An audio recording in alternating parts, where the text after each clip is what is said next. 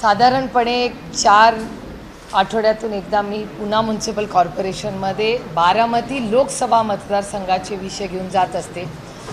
काँग्रेस, शिवसेना आणि राष्ट्रवादी काँग्रेस पक्ष या तिन्ही पक्षांची जी महाविकास आघाडी आहे त्यांच्या मदतीनेच बारामती लोकसभा मतदारसंघात या सगळ्यांच्या प्रयत्नांनी कष्टांनी मी लोकप्रतिनिधी म्हणून दिल्लीला गेलो आणि अर्थातच त्यानंतर जे इलेक्शन झाली त्याच्यात आम्ही सगळे वेगळे लढलो. पण तरी आता महाविकास आघाडीच्या वतीने फक्त बारामती लोकसभा मतदारसंघ नाही तर पुण्यात अनेक प्रश्न जे प्रलंबित आहेत आणि सगळ्यात मोठं मला आश्चर्य वाटलं की रोज एक गोष्ट वारंवार ह्या सरकारमध्ये येते की प्रचंड भ्रष्टाचार, प्रचंड महागाई आणि प्रचंड बेरोजगारी, ज्या 3 मुद्द्यांच्या विरोधात काँग्रेस, राष्ट्रवादी काँग्रेसच्या 2014मध्ये एवढी टीका झाली. आज राज्यामध्ये आणि देशामध्ये काय परिस्थिती आहे? मग 2014मध्ये होतं ते बरं होतं आणि त्यातले कुठलेच आरोप जे आमच्या नेत्यांवर झाले त्यातल्या कुठल्याच आरोपावर जेव्हा आमच्याबरोबर होतं तेव्हा ईडी, सीबीआय, इन्कम टॅक्स होतं. त्याच्यानंतर अनेक लोकांनी पक्ष बदलले आणि त्यांच्याचे आरोप हे सगळे वॉशिंग मशीनमध्ये धुवून निघाले. मग आरोप होते का नाही, मग आरोप खोटे होते का, हा एक वेगळा विषय. पण साधारणपणे पुणे शहरामध्ये वाढती गुन्हेगारी, सगळे प्रोजेक्ट्स जे काही डिले होत आहेत ते, येणारा उशिरा झालेला पाऊस, त्याच्यामुळे पाण्याचे होणारे प्रश्न, कचऱ्याचा तर प्रश्न असतोच, अशी अनेक महत्त्वाच्या मुद्द्यांवर सविस्तर चर्चा झाली. आणि त्यांची इच्छा आहे की अमोलदादा आणि मी दोघंही पुणे शहराचं लोकप्रतिनिधी म्हणून काम करतो, तर आम्ही जसं शिरूर आणि बारामतीच्या भागासाठी काम करतो तसं पुणे शहरामध्ये होणारा भ्रष्टाचार असेल किंवा पाण्याचं नियोजन होत नाही आहे, खड्डे आहेत, या सगळ्यामध्ये आम्ही लोकप्रतिनिधी बनून आम्ही दोघांनी जास्त वेळ द्यावा अशी त्यांची मागणी आहे. आणि पुढच्या महिन्यापासून, खरं तर ह्याच महिन्याला 12 तारखेला आम्ही मीटिंग लावतो आहे, पण एक साधारणपणे एक सिस्टम लावतो आहे आम्ही की अमोलदादा किंवा मी किंवा आम्ही दोघंही आम्ही दर महिन्याला महाविकास आघाडीची पुणे म्युनिसिपल कॉर्पोरेशनमध्ये एक मीटिंग घेणार आहोत आणि जिल्हा परिषदमध्येही घेणार आहोत. विधान परिषदेसाठी आपल्या पक्षाकडून बऱ्याच जागा महाविकास आघाडीत आपल्या पक्षाला सुटले. 2 अर्ज दाखल केले कुशाल कामठी आणि शीतल पाटील. काय त्या अनुषंगाने चर्चा झाली? कारण काँग्रेसचे 16 नगरसेवक 15 दिले, आपले पण दिले, या विषयावर काही चर्चा झाली बैठकीत? या इलेक्शनबद्दल काहीच चर्चा झाली नाही, कारण का ते काँग्रेस सगळे महाविकास आघाडीचे नेते मुंबईत बोलले होते. हर्षवर्धन सपकाळजी, माननीय उद्धवजी, राऊत साहेब आणि त्यांचे सगळेच लोक, आम्ही मागच्या आठवड्यात 2 आमच्या मीटिंग झाल्यात आणि जो काय निर्णय महाविकास आघाडीचा एकत्रपणे लढण्याचा आम्ही तिघांनी घेतलेला आहे. पण आमचे सगळे सहकारी जिथे तिघं आम्ही एकत्र मिळून लढतो, त्याच्यामुळे तो काही विषयाची फार काही चर्चा होण्याचं आज कारणही नाही. खरं तर काही स्थानिक मुद्द्यांवर जर चर्चा झाली असेल तर पुणे शहरातले अनेक मुद्दे जे आहेत ते आजही प्रलंबित आहेत. सत्ताधाऱ्यांचे 119 नगरसेवक जरी असले तरी बघितलं आपण गेल्या काही दिवसांपासून अवैध दारूची विक्री होणं किंवा क्राईम रेट वाढणं असेल, याच्याबाबत काही ठोस भूमिका महाविकास आघाडीकडून येत्या काळात दिसणार आहे? अर्थातच तुम्ही सगळ्यांनी वर्तमानपत्रात आज वाचलंच असेल, काहीतरी गेले कित्येक दिवस जो क्राईम वाढतो पुण्यामध्ये त्याच्याबद्दल सातत्याने आम्ही सगळेच महाविकास आघाडी म्हणून नाही पण पुणेवर प्रेम करणारे पुणेकर म्हणून आम्ही प्रश्न मांडतो. राजकारण होत राहील, इलेक्शन होत राहतील, पण आम्ही सगळे पुण्याचे लोक आहोत, आम्ही पुणेकर आहोत. या पुण्याने आम्हाला सगळ्यांना किती दिलेलं आहे. आमची नैतिक जबाबदारी नाही की जर गुन्हेगारी वाढत असेल, काय आपल्या सगळ्यांच्या घरात लहान मुलं, लेकी, सुना नाही आहेत, मग लढायचं नाही त्याच्यासाठी? आणि गंमत मला एक याची वाटते की महाराष्ट्र सरकारचा स्थानिक डेटा आणि केंद्र सरकारचा क्राईमचा डेटा ह्याच्यात तफावत. म्हणजे आदरणीय माननीय अमित शहाजींच्या डिपार्टमेंटचा डेटा, महाराष्ट्र सरकारचा डेटा आणि पुणे शहराचा डेटा, हे तिन्ही वेगळे वेगळे डेटाज हे आलेले आहेत. त्यामुळे कुठला डेटा खरा हा एक प्रश्न आहे. पण त्याचबरोबर पुणे शहरामध्ये तुमच्या सगळ्यांच्या चॅनल्सवर आणि प्रत्येक वर्तमानपत्रात एक दिवस आड, कदाचित रोजही असेल, पण कुठली ना कुठली घटना, दुर्दैवी घटना ही पुण्यामध्ये होते. मला आश्चर्य वाटते की एवढे सगळे व्हिडिओ सगळ्या चॅनलवर चालत असताना पुण्याचे पोलीस यंत्रणेला ते कसे दिसत नाहीत का, ते टी व्हीच बघत नाहीत, हा प्रश्न माझ्या मनात आलेला आहे खरं, आणि पडलेला आहे मला मोठा प्रश्न. या प्रश्नाकडे प्रश्न असा आहे की तुम्ही जेव्हा आरोप करताय तेव्हा पोलीस आयुक्तांनी तुम्हाला एक लोकमान्य पत्र दिलंय ज्याच्यात आकडेवारीची देखील बिघड केल्याचं आपल्याला पाहायला मिळतं. मग याचा अर्थ काय होतोय की एनसीआरचा वेगळा राज्याचा वेगळा आणि पुणे शहराचा वेगळा, म्हणजे तिघांचं तंत्र नाही. मी जे बोलले तोच तुम्ही प्रश्न विचारताय मला. दावा केलाय की पुण्यातला कायदा व सुव्यवस्था अबाधित आहे. गुन्हेगारी पण कमी झाली आहे, त्यांनी टक्केवारी देखील सांगितली. मग हे पत्र मला, पण मग हे त्यांनी पत्र मला लिहायच्याऐवजी माननीय देवाभाऊंना आणि अमित भाई शहांना लिहायला पाहिजे होतं ना, कारण का डेटा तर त्यांचंच सरकार आहे केंद्रात पण आणि राज्यात. तर ते मला पत्र लिहायच्याऐवजी त्या 2 गृहमंत्र्यांना पत्र लिहिलं पाहिजे ना, कारण का डेटा आला कुठून? गृहमंत्रालयातून. आणि गृहमंत्रालयातून डेटा आला, नुसता डेटा नाही. त्यांना जर असं वाटत असेल की इथे कोयता गँग नाही, तर मी प्रत्येक चॅनलचे मनपूर्वक हात जोडून आभार मानते की कोयता गँग जेव्हा जेव्हा अटॅक करते तेव्हा तेव्हा तुम्ही जबाबदारीने त्याचे व्हिडिओज हे चॅनलवर दाखवतात. मागच्या आठवड्यात कात्रज चौकामधली मारामारी जणू काय तो सिनेमाचा शॉट आहे.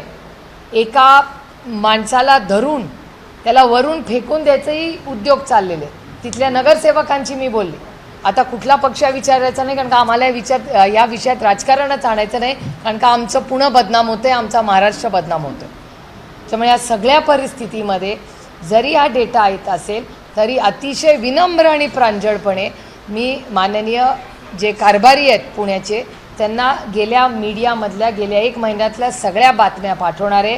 क्राईम कमी होत असेल तर आनंदच आहे, पण त्याचा वास्तवता काय आहे कदाचित ते टी व्ही बघत नसतील, असंही असू शकेल.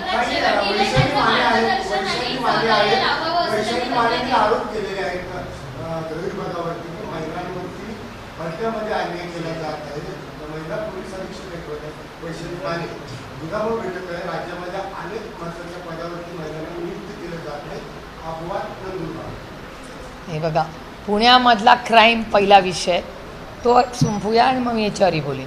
पुण्यामध्ये क्राईम वाढतोय हा डेटा माझा नाही, हा केंद्र आणि महाराष्ट्र सरकारचा डेटा आहे जो सगळ्या वर्तमानपत्रात आलेला आहे. आणि तो नुसता डेटा नाही, प्रत्येक गोष्टीचे व्हिडिओज हे वारंवार आलेले.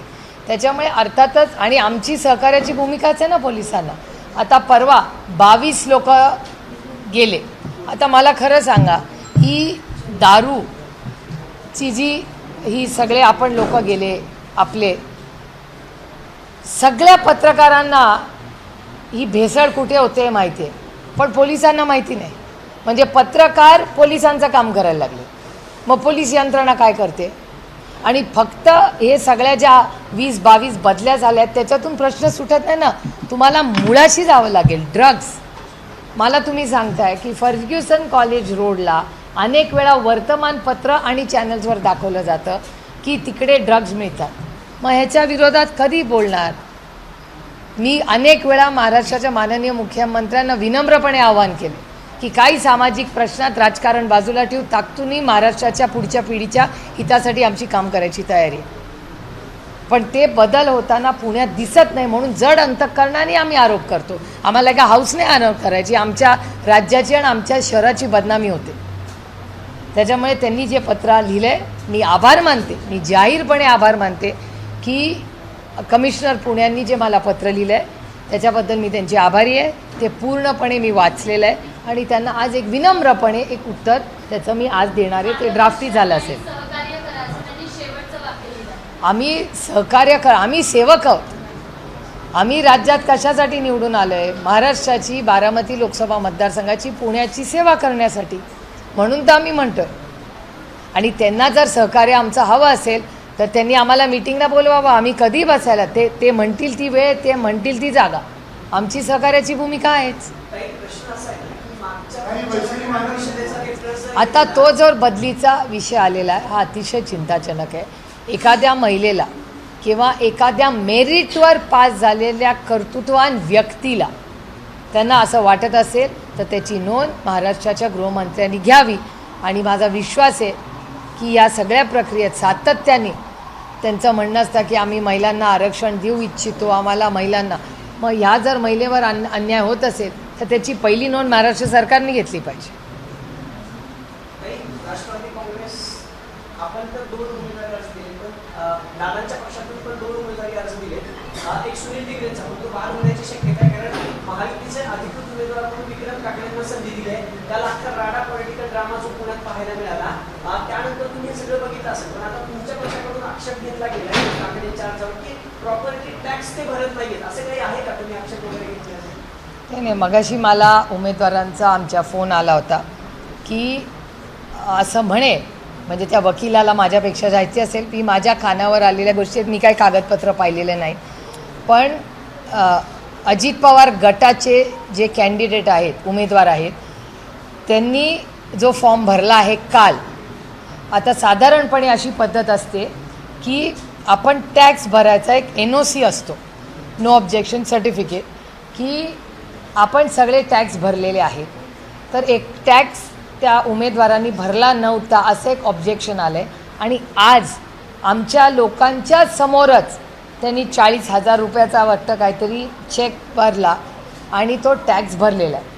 आता ह्याच्यात मला फक्त टेक्निकल प्रश्न आहे. मी ह्या विषयातली कॉन्स्टिट्यूशनल एक्सपर्ट नाही, पण इलेक्शन कमिशनच ह्याचं उत्तर देऊ शकेल. माझा इलेक्शन कमिशनचा अनुभव जरासा वेगळा आहे, पण इलेक्शन कमिशनमध्ये काल जर ॲफिडेविट करून लिहिलेलं असेल, ॲफिडेविटचं महत्त्व तुम्हाला माहिती आहे की ॲफिडेविटमध्ये लिहिलेलं असेल की मी कुठलाही आज म्हणजे माझे सगळे ड्यूज क्लिअर आहेत, तर आज त्यांना परत संधी असते का छाननीमध्ये, हा प्रश्न हे एखाद्या मला असं वाटतं तज्ज्ञालाच विचारायला लागेल. कारण का मग त्या ॲफिडेविटला काय महत्त्वच नाही आहे. दरवेळीस कोणी कुठलाही फॉर्म भरेल आणि छाननीमध्ये त्याला करेक्शन करता येईल. त्यामुळे हा एक महत्त्वाचा मुद्दा आहे, तो गांभीर्याने. मला काही व्यक्तीचा प्रश्न नाही आहे, हा व्यवस्थेचा प्रश्न.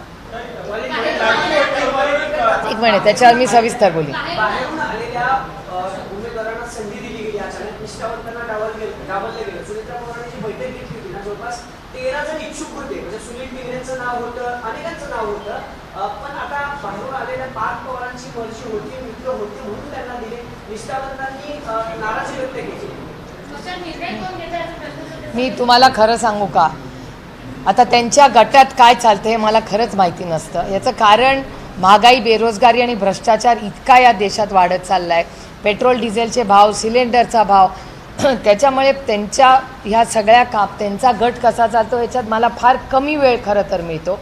पण अनेक वर्ष त्यातले काही लोकांचे अश्रूही मी TV वर पाहिले काल, आणि त्याच्यामुळे मला काही त्यांच्या गटाच्या निर्णयामध्ये पडायचा अधिकारही नाही आणि त्याचं काही कारणही नाही.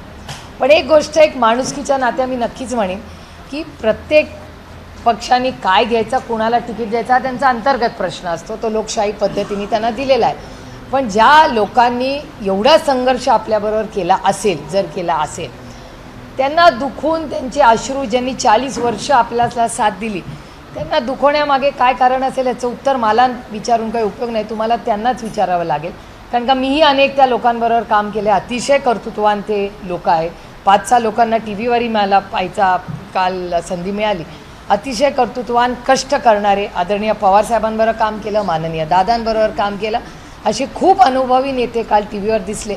पण मला त्याच्यावर काही बोलायचं नाही, कारण का त्यांच्या गटाचा अंतर्गत प्रश्न. पण काही याला जोडून असा प्रश्न आहे की राजकीय प्रगल्भता बघितली तर अजित दादा असते तर ही वेळ आली असती का? आता हे बघा, दादा असता तर काय गोष्ट झाली असती. दादा असताच तर खूप गोष्टी वेगळ्या असतात, हे तुम्हालाही माहिती आहे आणि मला माहिती आहे. गंमत मला अशी वाटते की अनेक स्टेटमेंट्स आम्ही तेव्हा केले, तेव्हा आम्हाला खोडून काढण्यात आलं, आणि आज आम्ही म्हणतोय नको रे बाबा, आणि ते म्हणतात नाही नाही तेव्हा असं झालं होतं. मग कसं आपण लोकांवर विश्वास कसा ठेवायचा असं मनात वाटतं. कारण का आम्ही अतिशय निर्मळ मनाने खरं सांगितलं, आणि पांडुरंग साक्षी आहे त्याला, आणि अनेक लोक साक्षी आहेत. आणि तेवढंच नाही, तुमच्यापैकी कितीतरी पत्रकार आहेत ज्यांना दादा स्वतःच बोलला होता. त्याच्यामुळे दादा स्वतः तुम्हाला काय काय बोलला होता ते दादा गेल्यानंतर खोडून काढायचं पाप काही लोकांनी केलं. कारण का आपल्याकडे पद्धत आहे, किती काय मतभेद असू दे, मनभेद असू दे, एकदा माणूस गेला ना तर त्याच्या आठवणी नेहमी गोडच ठेवायचा. माझ्यासाठी तर तो भाऊच होता. ह्यांचा भाऊ नसेल, त्यांच्याबरोबर संघटनेत काम केलेलं असेल, पण दादा गेल्यानंतर ज्या पद्धतीने दादा हे बोललाच नाही, दादानी केलंच नाही, दादाच्या मनातच हे नव्हतं, या सगळ्या गोष्टी सांगितल्या गेल्या समाजात, तुमच्या सगळ्या चॅनलवर बोलल्या गेल्या. आणि आता असं काय घडलं की आता सगळ्यांनी युटर्न करून सांगितलं नाही नाही, दादांची इच्छा होती, दादा बोलले होते, दादा एकटे जात होते, दादा बोलत होते, मला सांगितलं होतं. आता मी तर म्हटलं नको रे बाबा, असं हे सगळं युटर्न करणारं आमचं राजकारण नाही. आम्ही मायबाप जनतेची सेवा करायला इथे आलो आहे. त्यांना सगळ्यांना आमच्या शुभेच्छा आहेत. माझा दादा नाही राहिला आता, त्यामुळे आता काय फरक पडतो. की जिजान सदिकींच्या वेळेस पण असंच झालं. काही बातम्या ज्या बाहेर आल्या होत्या ना की सुनीताबाईंच्या पश्चात त्यांची सही घेतली गेली, जिजान सदिकींचं नाव नव्हतं, कारण विक्रम ठाकरेंचा पुस्तकावर मोठ्या बहीण आहेत, म्हणजे दादांचं प्रेम होतं तुमच्यावर. तुम्हाला असं नाही वाटत की पार्टला भागचा म्हणून समजावून सांगावं की बाबा थोडंसं सगळ्यांना घेऊन चालावं पुढे, किंवा असं काही मोठी गोष्ट? मी तुम्हाला खरं सांगू, माझा स्वभाव कसा आहे, मी विचारल्याशिवाय कोणालाच मार्गदर्शन करत. आणि आता वयाने कोणीच लहान नाही, त्याच्यामुळे मी विचारल्याशिवाय कोणालाही मार्गदर्शन करत नाही. माझ्या 2 मुलांना पण करत नाही, घरातल्या कोणालाच करत नाही. सगळ्यांनाच हे माहिती आहे, म्हणून आत्या सगळ्यांना आवडते आणि आत्या काही बोलतच नाही.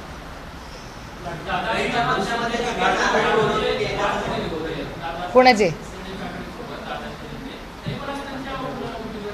मला खरं फारसं माहिती नाही. मी काय संजय काकडेंना फारसं काही ओळखत नाही. वर्तमानपत्रात वगैरे ज्या काय बातम्या येतात किंवा माझ्या मतदारसंघात, काका तुम्हाला माहिती आहे आपण जातो त्या दिलीप बराटेंच्या घराच्या अलीकडे त्यांची एक सिटी आहे वगैरे, त्याच्यामुळे माझी काय फारशी ओळख नाही आणि मला काही फारसं माहिती नसतं या गोष्टीतलं. असतील ना, पण मूळचे असतील ना, पण आता पुणेकर झाले, त्याच्यामुळे मला काय फारसा काय, पुरंदर पण आपलंच आहे ना, आपलेच सगळे भावकी आहे तिकडे. पण कुठलेही असले तरी माझे फारसे काय त्यांच्याशी कधी संबंध आले नाहीत. आणि कुठल्या गटाने कुणाला तिकीट द्यावं आणि नाही द्यावं त्या गटाचा प्रश्न आहे ना. आपण कसं दुसरे के घर में क्यों जाके. मी तुम्हाला खरं सांगू, नाही बघा, माझं कॉन्टॅक्ट हा सगळ्यांबरोबर वर्षभर असतो. म्हणजे पक्ष वेगळे झाले तरी घडामोडींचा काय संबंध, नाती कन्सिस्टंट असतात, ती काही ढगासारखी नसतात, आज आला आणि गेला असं नसतं. नाही, माझी कोणाची भेट झाली नाही, माझी भेट झाली नाही, मी कुणाशी बोललेले नाही. ज्यांच्याशी मी रेग्युलरली बोलते त्यांच्याशी माझी बोलणी एनिवे होत असतात. आणि त्यांच्या गटात त्यांनी कुणाला तिकीट द्यायचं, योग्य अयोग्य, मला कोणी मक्तेदारी दिली आहे आणि मला वेळही नाही. मी खरंच तुम्हाला सांगते, महागाई, बेरोजगारी, भ्रष्टाचार, पुढे येणारी आव्हानं, भाजीचा भाव तुम्ही बघताय किती झालेला आहे. सामान्य माणसांनी जगायचं कसं? एक MLCचं इलेक्शन तुम्हाला मोठी बातमी झाली, पण जो शेतकरी आज डिझेलसाठी तासनतास लातूर असेल, नंदुरबार असेल, हिंगोलीला उभा आहे, त्याचं बघायचं का ह्यांचं एक MLCचं इलेक्शन बघायचं? हे बघा, आमच्या कुटुंबातले तर लोक आहेत आणि तुम्हाला माहिती आहे, आणि मी हे पहिल्यांदा नाही नेहमीच म्हणते की कोणीही व्यक्तीने 2 पैशाचंही जरा आपल्याबरोबर एकत्र काम केलं असेल त्या ऋणात आपण राहू. त्यामुळे माझं त्यांच्याबद्दल जरी गेल्या 2-3 वर्षात काही मतभेद, काही राजकीय मतभेद झाले असतील, पण मनभेद माझे कोणाशी कालही नव्हते, आजही नाही आणि उद्या नाही. आणि मी त्या गटातल्या 99% लोकांशी माझा कॉन्टॅक्ट कालही होता, आजही आहे आणि उद्याही राहील. त्याच्यात नवीन काय आणि त्याच्यात गैर काय?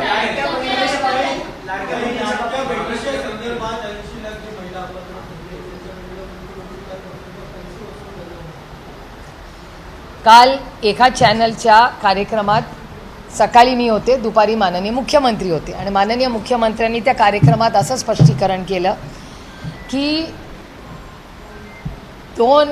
1 लाखाचा कमी जास्त असेल, कागद आत्ता माझ्याकडे नाही आहे, माझ्या गाडीत आहे, मी तो तुम्हाला देईन सगळं. 1-2 कोटी, मला वाटतं 65 का 66 लाख महिलांना इलेक्शन झाल्या पैसे देण्यात आले. त्याच्यापैकी 1700 का 17 कोटी त्याचे असे निघाले, 17,000 कोटी, ज्यांना नोकऱ्या होत्या सरकारी त्यांनी ते पैसे घेतले, पुरुषांनी पैसे घेतले असे. म्हणजे आता पुरुष सरकारी नोकरी, म्हणजे मला प्रश्न विचारायचा महाराष्ट्र सरकारला की पहिल्यांदा तुम्ही जेव्हा फॉर्म भरून घेतले तेव्हा काय निकष लावले? इलेक्शन होतं, लोकसभाच्या नंतर ही स्कीम आली, मग विधानसभा, त्याच्यानंतर जिल्हा परिषद, तोपर्यंत स्कीममध्ये हळूहळू कमतरता आली. आणि आता जवळपास त्यांचं वेबसाईट दाखवते 1,12,00,000. हे व्हेरीफाय करा, त्यांचा वेबसाईटचा नंबर आहे 1,12,00,000. पण सरकार म्हणते हा नंबर फ्रीज होईल 1,60,00,000. म्हणजे जवळपास शेवटी 1 कोटी महिला ज्यांचा फॉर्म भरला होता, त्यांना पैसे दिले होते. मला 3-4 प्रश्न सरकारला विचारायचे. एक तर 1 कोटी महिला, 80 लाख म्हणा, 1 कोटी म्हणा, जो काय नंबर त्यांना सरकारला मान्य असेल, कारण का त्यांच्याच वेबसाईटमध्ये तफावत आहे. पहिला प्रश्न माझा असा आहे की तुम्ही मग इतके कोटी रुपये कुणाला दिले? तुम्ही म्हणता त्या महिला त्या स्कीममध्ये बसत नाही. मग त्या महिलाचे आहेत, पुरुष आहेत का, डमी अकाउंट आहे, काय आहेत ते अकाउंट, कोण आहे ते? कारण का तुम्ही म्हणता निकषात बसत नाही. मग निकषात बसता नसताना पहिली स्कीम इम्प्लिमेंटच कशी झाली? हा पहिला मुद्दा. दुसरा, ह्याची पारदर्शक इन्क्वायरी झाली पाहिजे. मी SITची पण मागणी मागेही तुमच्यासमोर केलेली आहे. तिसरा मुद्दा की याची रिकव्हरी कशी करणार? मी पैसे दिले, मग तुम्ही कुठल्या अकाउंटला पैसे दिले, कुणाला पैसे दिले? तर तुमचं म्हणणं EKYC झालं नाही. मला प्रश्न पडतो, तुम्हाला आठवत असेल माननीय मोदीजींनी एक स्टेटमेंट केलं होतं की मी कॅश हद्दपार पार करणार, आणि त्यांनी नोटबंदी केली होती. नोटबंदी झाली, सगळ्यांची जनधन अकाउंट्स मिळली. अभिमानाने आम्हाला सांगायचे करोडो लोकांची जनधन, सगळे जे नॉन बँकिंगमधले 100% बँकिंग सिस्टममध्ये आले जनधन योजनेत. आणि मनमोहन सिंग साहेबांच्या सरकारने आधार कार्ड काढलं होतं. गाव, वाडी, वस्ती आधार कार्ड मिळालं की नाही या देशात सगळ्यांना? हे मनमोहन सिंग साहेबांच्या काळात झालेला हा उपक्रम आहे. मग जनधन योजना, ती पण चिदंबरम साहेबांची योजना आहे. पुढे मोदी साहेबांनी ती पुढे नेली, मान्य केली, पुढे केली नाही, पण ओरिजिनल ती जनधन योजना ही चिदंबरम साहेबांची मनमोहन सिंग साहेबांच्या सरकारमध्ये. मग जनधन योजना आणि आधार कार्ड हे क्लब करून तुम्ही तीच यंत्रणा वापरून तुम्ही लाडकी बहीण योजना का नाही केली? हे इन्फ्रास्ट्रक्चर तर होतं ना. मग 1 कोटी म्हणा, 80 लाख म्हणा, माझं म्हणणं एकही चुकीचा असता कामा नाही ना. मग ह्याला काय म्हणायचं? इलेक्टोरल भ्रष्टाचार म्हणायचा, बनवाबनवी म्हणायचा, का आमचे जयंतराव म्हणाले तसं? गरज मला माहिती आहे काय पाहिजे. ही योजना जी आहे ती एवढ्या मोठ्या प्रमाणात राबवायची होती, हे सगळे राबवायला राज्य सरकार सक्षम फेल ठरलं असं वाटतं तुम्हाला? असा एक नोट येली आहे की जी मी माझ्या वाचनात आली, त्याचा मी अभ्यास करणार आहे. त्याच्यामुळे मी अजूनही माननीय मुख्यमंत्र्यांना इतक्यात पत्र लिहिणार नाही आहे, पण मी थोडा डेटा केंद्र सरकारकडून घेणार आहे. कारण का आम्हाला जी माहिती आली आहे की केंद्र सरकारकडून सर्व शिक्षा अभियानचे आणि RTEचे पैसे येतात. ते RTEचे पैसे शिक्षकांना न देता, शाळांना न देता ते सर्व शिक्षा अभियानमध्ये जातात, आणि सर्व शिक्षा अभियानचे पैसे लाडकी बहीण योजनेला देतात. माझं म्हणणं आहे की ज्याच्याबद्दल मी तुम्हाला इतक्या वेळा बोलले, फिस्कल डेफिसिट मॅनेजमेंट, मी तुम्हाला किती वेळा सांगितलं आहे ह्याच्याबद्दल की हा कायदा अटल बिहारी वाजपेयी साहेबांनी आणला आणि मनमोहन सिंग साहेबांनी पुढे दिला, ज्याला FRBM ॲक्ट म्हणतात, की किती पैसे आले आणि किती खर्च करायचे, तिथली जी गॅप असते त्याला फिस्कल मॅनेजमेंट डेफिसिट म्हणतात. तर महाराष्ट्रामध्ये फिस्कल मॅनेजमेंटचं जे काम चाललेलं आहे ते कसं चाललेलं आहे? मी गेले 2 वर्ष याच्याबद्दल बोलतो. मग का नाही वेळेवर पैसे येत आहेत? पगार वेळेवर होत नाहीत, सबसिडीज वेळेवर मिळत नाहीत, आणि लाडकी बहीण योजनेमध्ये 1 कोटी महिला तुम्ही कमी करता. महिला भ्रष्टाचार म्हणायचं तर काय म्हणायचं? फसवलंच ना तुम्ही महिलांना. मग याची जबाबदारी कोण घेणार?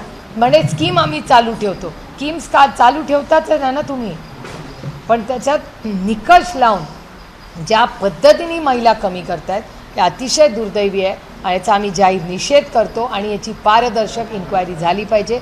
हे महाराष्ट्रातही मी माननीय मुख्यमंत्र्यांना पत्र लिहिणार आहे की त्यांनी महिला बालकल्याणला ह्याचे प्रश्न आम्ही जे मांडतोय ते माननीय मुख्यमंत्री एक मोठा राज्याचा भाऊ म्हणून त्यांनी त्या महिला बालकल्याण डिपार्टमेंटकडून ही माहिती मागवली पाहिजे. संजय राऊत म्हणतात की शिवसेना एकत्र आहे, त्यांना परत यायचं, त्यांनी परत मातोश्रीवर यावं. आहे ना असं अनेक राजकीय पक्षांमध्ये जातं. काही प्रेमाने परत जातात, काही आईसनी परत जातात. आईस म्हणजे तुम्ही विसरला असाल तर इन्कम टॅक्स, CBI आणि ED. आईस उन्हाळा पण वाढला आहे आजकाल, त्याच्यामुळे काही आईसच्या केसेस असतात, काही प्रेमाच्या केसेस असतात. आता ते काळाप्रमाणे कळतं. काही कांद्याचा प्रश्न अजूनही ज्वलंत आहे. तिकडे मंचरमध्ये नाश्ता सुरू केला आहे. कधी अपेक्षित आहे सरकारकडनं कांद्यावर? नाही, आमचे भगरे सर, निलेश लंके, रोहित पवार, आज मला आता अतुल बेनके पण जायचे होते, त्या सगळ्यांनी आज कांद्याचा हा प्रश्न अतिशय गंभीर झालेला आहे. आणि तुम्ही बघितलं की माननीय मुख्यमंत्री, दोन्ही उपमुख्यमंत्री पण दिल्लीला गेले होते, पण अजून तोडगा निघालेला नाही. त्यामुळे दुर्दैव आहे की कांद्याच्या प्रश्नाबाबतीत आणि शेतकऱ्याच्या बाबतीत अतिशय असंवेदनशील आजचं हे सरकार आहे.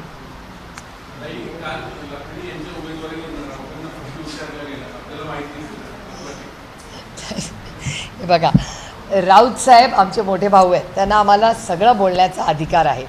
आणि अरुणभाईंचे जे राजकीय त्यांचा विचारधारा, त्याच्यात आमच्या कौटुंबिक नात्याचा काही संबंधच नाही. आणि त्याच्यामुळे त्यांनी त्यांचं राजकारण करावं, आम्ही आमचं करू. आता त्याच्यात आमच्या मुलांचा काय संबंध?